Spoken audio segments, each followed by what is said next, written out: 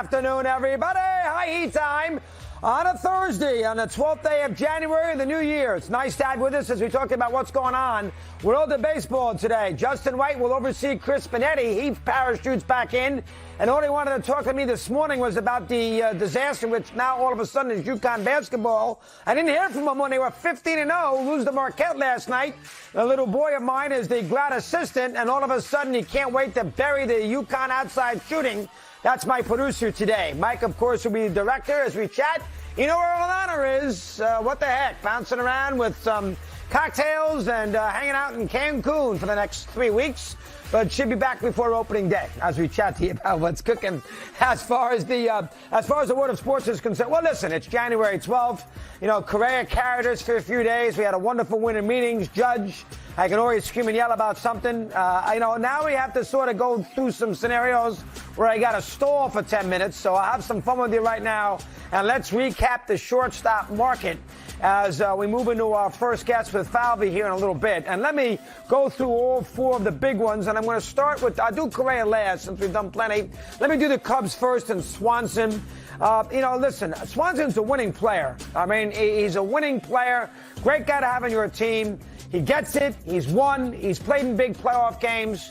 He's a very good defensive player. He'll make big plays in big spots. He's got a lot of power. Wrigley Field will be good to him. The Cub fan will like him.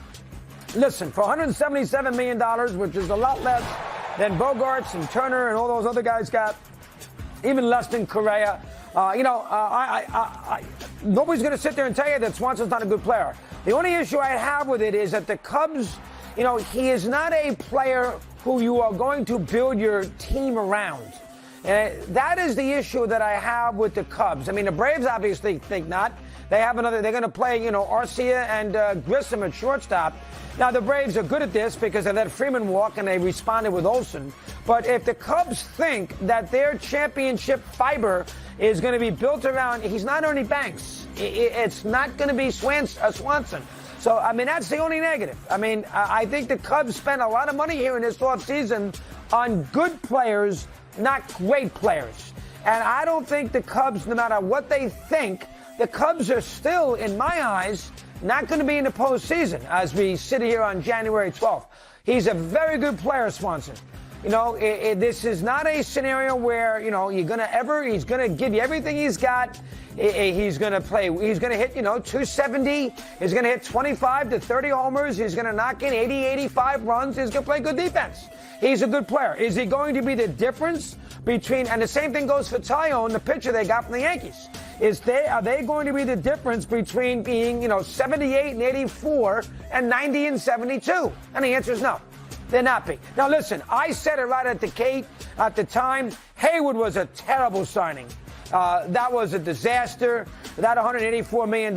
I mean, I know he gave you a little speech there before a game or in the 10th inning of Game 7 in Cleveland. That was a disaster. And I said it at the time. So go back and watch. I said it at the time. This one is not a disaster. I just don't know what the end game is because you still need some cornerstone players. But Swanson, as far as the team is concerned, Cubs are a little better. So that's number one. Number two, of course, is Turner. Now here, money's no object. Middleton, the owner of the Phils, has plenty of it. They signed, obviously, people like Harper, Zach Wheeler, Walker, Taijuan Walker. They gave them a fortune. So if money's no object, you bring Turner in and give him $300-some-odd million and have him play shortstop. Away you go. He's got great legs. He played for the Dodgers and had great years. He got 200 hits. I mean, fine, no problem. Now, the problem with Turner is I don't like him in big games. He is not a great defensive shortstop. That's number one. He is not great defensively, and he's not a good postseason hitter. And this, he's got a lot of opportunities in the postseason. He was there every year with the Nationals, and he's been there basically every year for the Dodgers. He's a .238 lifetime postseason hitter, and before a couple of homers against San Diego, he only had hit one postseason home run. And we're talking about a lot of games. And the Phillies, a lot like the Mets and a lot like, the Braves in L.A. and the Yankees. I mean, their season starts on October 13th or October, whatever the postseason begins. And, and that fan base is going to give him a hard time. So I wonder about that. Now, listen, he's got a lot of good players on that team. He can sort of, blend in a little bit. No plan. It's not like he's following, a Hall of Fame shortstop. DD there kind of fell off. They're going to move the other kid to second base when Segura left. So, I mean, I understand it. He's from his wife's from Jersey, wanted to play on the East Coast, played in Washington. I get it. But I think for the money, do I think that Trey Turner is a great player? No, I don't. I don't think he's I think he's a good player. But they gave him Harper had won MVPs and everything else when he went to Philadelphia from Washington, and he's on his way to the Hall of Fame. And he's a great big game player. I don't know if I can say the same about Turner, but it's not my money. He's got more money than God. He wants to spend it on him for $300 and some odd million. He'll make him better. But I don't know at the end of the day, he's going to satisfy the Philly fan. That's number two. Then, of course, Bogaerts. And listen, Bogaerts has been a very good postseason player. He's durable. A little older. He's durable, but he can blend in now with, obviously, sooner or later we'll see Tatis again. You got Machado sitting there, plus Soto. So I'm not going to, no, listen, is he worth $280 million? No. But the San Diego team, if they're going to throw money out there, let them throw. It's not our money. Let them do anything they want. If that's what they want to do, if that's what Preller and the ownership wants to do, give him $280 million, give him $280 million. He's a good player.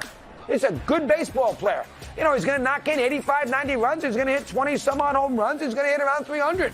And that's it. He's a good player. Not a Hall of Famer, but he's a good player. And on that team, he didn't have to do a lot, and that's a softer fan base. I think he'll fit in well. And he's been good in the postseason. He's won some championships with that franchise in Boston. So I'm not going to argue outside of the price. And his age, he's a little older. He came up in 2013. That's, basically 10 years ago, and he was 20 years old then, and he signed a long-term deal. But, Bogaerts there at the Padres, your shortstop. And then, of course, we get to Correa. And, listen, the Twins love him. They got a bargain at $200 million for 6 years, the guarantee, and that is the guarantee. I am not interested in vested options. I don't want to hear a word about it. Bottom line is the Twins' commitment right now is $200 million. It was at $285. They went to $200 million. And that is an excellent deal. You're going to hear Falvey here. We'll talk to him. Looking forward to that in a couple minutes. That is that's a steal. And the one thing about Correa, everybody swears by him in the clubhouse. So I'm not in the clubhouse. How do I know? Everybody seems to love him in the clubhouse. So that's number one. And the Twins love him. And the Twins usually don't throw money around like it's crazy. And they know him better than you and I know him. So that's number two. Buxton loves him. And he's very important for that franchise. That is number three. And the one thing about Correa that you do know, if they get to the postseason, and they have a chance to in that division, if they get to the postseason, and this is a franchise that has not done anything in the postseason in decades, but if they get to the postseason, he will respond. This guy, as I've said 1,000 times, he is not good. I know his numbers might not say great, but in a big game, he can play for me anytime he wants. In a big game. He's going to hit the ball out of the ballpark. He's going to make the plays. The stage will not be too big. This is a guy who beat the Yankees left and right. The stage will not be too big. And he can handle the booing and all that nonsense. So Correa, from that standpoint, from the Twins, I'm not going to sit there and argue. I mean, he doesn't play a lot of games all the time. He's only had the 1 year. He's played over 150. But I do think, the Twins, it kind of fell in their lap. Good for them. And Minnesota trying to win. So we like that. So all the shortstops there are positives. Correa, winning player, championship player. We all know that. Good pedigree. Durability, a little bit of an issue. Twins didn't seem to be that care about it. They went overboard twice. If they may know him better than me, good for them. Swanson's won a championship. He's a great defensive shortstop.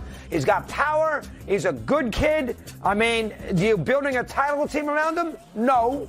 But, again, so 177, he'd give him a lot more value for that than Hayward did. That's number two. Bogaerts, he's a championship player. He doesn't have to be the star. It's a softer market. He's used to tough markets. He hits 230 out there through May. He's not going to get booed. And he's got a lot of good players around him. The price is too much. The years are too much. But he's going to be a good player for San Diego for at least 5 years. And Turner, listen, he's going to run. He's going to get on base. He's going to have 190 hits. He's going to like playing in Philadelphia. He's played in the East Coast. They got a good team. I wonder about him in a big game. And the evidence says I'm correct. And I don't think he's a great defensive shortstop. That's where we are. Busy afternoon.